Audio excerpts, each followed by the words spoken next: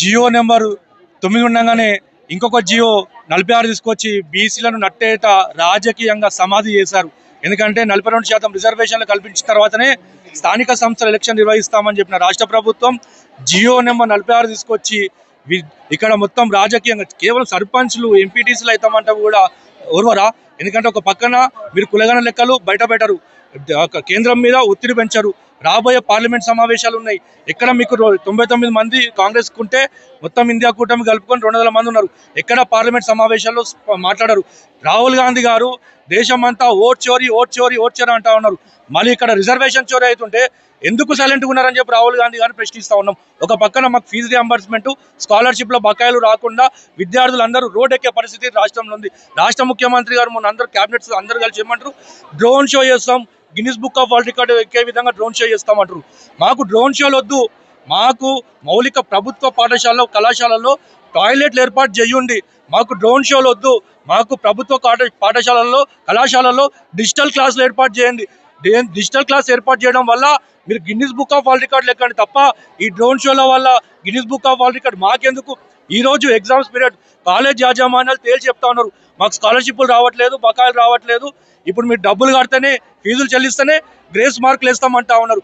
విద్యార్థులు అవమానంతో కాలేజ్కి రావడం లేదు. కాలేజీకి పోతే మమ్మల్ని ఫీజులు అడుగుతా ఉన్నారు. 10 మంది ముందర స్టూడెంట్స్ ముంగట మాకు అవమానం అవుతుందని కాలేజీకి వెళ్ళట్లేదు. వీళ్ళు కాలేజీలోకి వెళ్ళట్లేదు. విద్యార్థులు కాలేజీలకు పోకపోవడం వల్ల అటెండెన్స్ ఉండడం లేదు. అటెండెన్స్ లేకపోవడం వల్ల ఎగ్జామ్ ఫీజు తీసుకోవడం లేదు. తద్వారా విద్యార్థులందరూ నష్టపోతా ఉన్నారు. రేసింగ్ తెలంగాణ అంటా ఉన్నారు కదా. రేసింగ్ తెలంగాణ ఒక విద్యార్థి చదువుకుంటే రేసింగ్ తెలంగాణ అవుతుందా? లేకపోతే మీరు యాడ్స్ ఇచ్చి ప్రతి మెట్రో రైల్కి పిల్లర్కి రేసింగ్ తెలంగాణ స్టిక్కర్లను తీర్చుకుంటే రేసింగ్ తెలంగాణ అవుతుందా? ప్రతి విద్యార్థి చదువుకోవాలి, విదేశీ విద్య ఏర్పాటు చేయాలి, గురుకులాలు ఏర్పాటు చేయాలి. గురుకులాలు ఒకప్పుడు 6 లక్షల స్ట్రెంత్ ఉండేది, 1 లక్ష తగ్గి 5 లక్షలకు పడిపోయి గురుకులాలకు పంపాలంటేనే తల్లిదండ్రులు భయపడే పరిస్థితి రాష్ట్రం ఉంది. రాష్ట్ర ముఖ్యమంత్రి గారి దగ్గర విద్యాశాఖ ఉంది కాబట్టి రాష్ట్ర ముఖ్యమంత్రి గారికి హెచ్చరిస్తూ ఉన్నాం. మీరు సంబరాలు మాకు స్కాలర్షిప్లు ఇచ్చి సంబరాలు చేసుకోండి, కానీ ఏదో తూతు మంత్రంగా మొన్న 100 కోట్లు ఇచ్చి విద్యార్థులకు శుభవార్త అని చెప్పి మనకు ఫోన్ నోటిఫికేషన్ వచ్చింది. ఏం శుభవార్త అని చెప్పి ఓపెన్ చేస్తే 100 కోట్లు రిలీజ్ చేసి అని చెప్పి వచ్చింది. 10,000 కోట్లు పెండింగ్ ఉంటే 100 కోట్లు రిలీజ్ చేస్తే శుభవార్తనా? ఎవరికో 10,000 రూపాయలు ఇచ్చేదంటే 100 రూపాయలు ఇచ్చి పండగ చేసుకో అన్నట్టు 100 కోట్లు రిలీజ్ ఇచ్చి శుభవార్త అన్నట్టు ఎక్కడ లెక్క?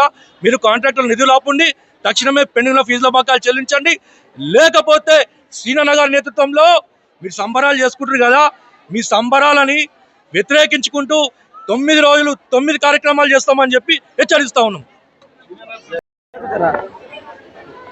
పూర్తిగా రైతులది కానీ, విద్యార్థులది కానీ, ప్రజలది కానీ, ముఖ్యంగా అట్టడుగు వర్గాల సమస్యలు కానీ గాలికి వదిలేసి ఇచ్చిన మాటను తప్పి అబద్ధాలతో నడుస్తూ ఉంది. అబద్ధాలతో మోసాలతో నడుస్తుంది. మోసము, అబద్ధము, చీటింగ్ ఇవన్నీ పేర్లు ఎన్ని పేర్లు పెట్టొచ్చారు. ఇట్లా కాలేజీలు ఫీజు రియంబర్స్మెంట్ రాక, విద్యార్థులకు స్కాలర్షిప్స్ రాక, ఫీజు రియంబర్స్మెంట్ రాక కాలేజీలు మొత్తం కూడా ఇలా దివాలా తీసి కాలేజీలు బంద్ చేసే స్థాయికి వచ్చినాయి. సరే, చట్టసభలో రిజర్వేషన్ వస్తుంది కదా, కనీసం స్థానిక సంస్థల్లోనైనా రిజర్వేషన్ ఉంటే మరి రాజకీయంగా కొంచెం గుర్తింపు ఉంటుంది కదా అని అనుకుంటే మరి 42% రిజర్వేషన్ పైన మాటలు గొప్ప మాటలు చెప్పారు, గొప్పలు కొట్టిండ్రు. ఇలా చివరికి వచ్చేవరకు ఏమైందంటే మొదటికి వచ్చింది, ఉన్నది పోయింది. ఏదో శాస్త్రం చెప్పినట్లయింది. కొరనాళ్ళకి మందు పెడితే ఉన్న నాలుగు ఊడి పడ్డట్లు ఉన్న రిజర్వేషన్ పోయింది. ఒక జిల్లాలో 5%, 10%, 20%, ఒక మండలంలో ఒక సర్పంచ్ లేడు బీసీ, ఒక పెద్ద గ్రామాల్లో ఒక వార్డు మెంబర్ లేడు.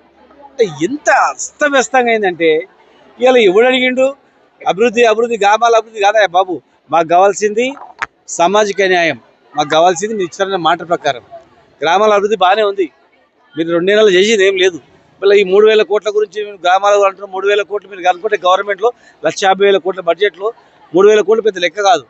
మీరు ఎన్నో ఖర్చులు వృధా చేస్తున్నారు. ఎంతో బడ్జెట్లో 1,00,000 కోట్లు అంటారు, 50,000 కోట్లు అంటారు, ఏదో కొత్త సీట్ల పేర్లు పెడతా ఉన్నారు. మరి అది దానిలో జస్ట్ 1% మీరు తగ్గిస్తే సరిపోతుంది అంతా. కానీ కేవలం అభివృద్ధి పేరు మీద బీసీలను మోసం చేసి రాజకీయంగా భూస్థాపితం చేయాలనుకుంటే మిమ్మల్ని భూస్థాపితం చేస్తారు, గుర్తుపెట్టుకోండి. మీరు భూస్థాపితం అయిపోతారు రాజకీయంగా. మళ్ళీ ఒక ఉద్యమం లేస్తుంది తెలంగాణలో, అది దేశవ్యాప్తంగా లేస్తుంది, ఇక్కడ నుంచే స్టార్ట్ అవుతుంది. కనుక మీరు కొన్ని ఉద్యమాలు అణచివేయచ్చు, కానీ బీసీ ఉద్యమాన్ని అణచివేయలేరు. నక్సల్బరీ ఉద్యమాన్ని అణచివేయచ్చు, లేదు ఇంకా ఏదైనా ఉద్యమాన్ని అణచివేయచ్చు, కానీ ప్రజాస్వామ్యబద్ధంగా నడిచేటువంటి ఈ బీసీ ఉద్యమాన్ని మీరు అణచివేయలేరు, భయపెట్టలేరు. ఇలా నోరు తెరిచి ఎంతోమంది అడవిలోకి పోయి చనిపోవడానికి కారణం ఏంటంటే చదువుకొని ఉద్యోగాలు లేక, ఆర్థికంగా తిండి లేక ప్రజల గురించి పోయినటువంటి వాళ్ళు చాలామంది ఉన్నారు. సాయుధ పోరాటం చేసేటువంటి మంది ఉన్నారు. మరి ఇలా మళ్ళీ ఉద్యమం రాకుండా ఉండాలంటే ఈ దేశం రాష్ట్రంలో ప్రజలకు ఏం కావాలి, విద్యార్థులకు ఏం కావాలి, ప్రజలు ఏం కోరుకుంటున్నారు, మీరు ఏం మాట ఇచ్చారు, అది తప్ప మీరు అణచివేస్తూ పోతామంటే మీ ఇష్టం వచ్చిన మీరు చేస్తూ పోతామంటే ఎవడు ఊరుకోడు. ఖచ్చితంగా విద్యార్థుల నుంచి మేము స్టార్ట్ చేస్తాం. మీరు ఇచ్చిన మాట తప్పినందుకు విద్యార్థుల నుంచే ఉద్యమం స్టార్ట్ చేసి ఖచ్చితంగా మిమ్మల్ని భూస్థాపితం, ఎవరైతే కాంగ్రెస్ పార్టీ బీజేపీ పార్టీ ఉన్నాయో 2 పార్టీలే ప్రధానమైనటువంటి బాధ్యత. చాలామంది బీజేపీలో ఉన్న నాయకులు కొంతమంది వాళ్ళు చేయాల్సిన బాధ్యతను కాంగ్రెస్ తిడుతూ ఉన్నారు, కాంగ్రెస్ వాళ్ళు బీజేపీ తిడుతూ ఉన్నారు. ఇది ఎక్కడ న్యాయం అండి? చదువుకున్న వాళ్ళం కదా అందరం కూడా, 2 పార్టీలది బాధ్యత కదా, ఒకరి మీద ఒకరు తిట్టుకోవడం కాదు. మీ ఇద్దరు కలిసి మీరు మాట ప్రకారం ఏం చేస్తారో చెప్పండి. 42% రిజర్వేషన్ ఎట్లా ఇస్తారు, ఎప్పటి లోపల ఇస్తారు చేయండి.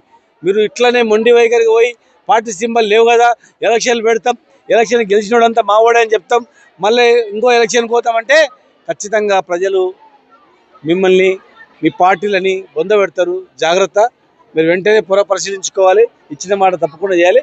విద్యార్థులకు ఇచ్చినటువంటి బకాయిలు కూడా వెంటనే విడుదల చేయాలని చెప్పి మేము విజ్ఞప్తి చేస్తాం.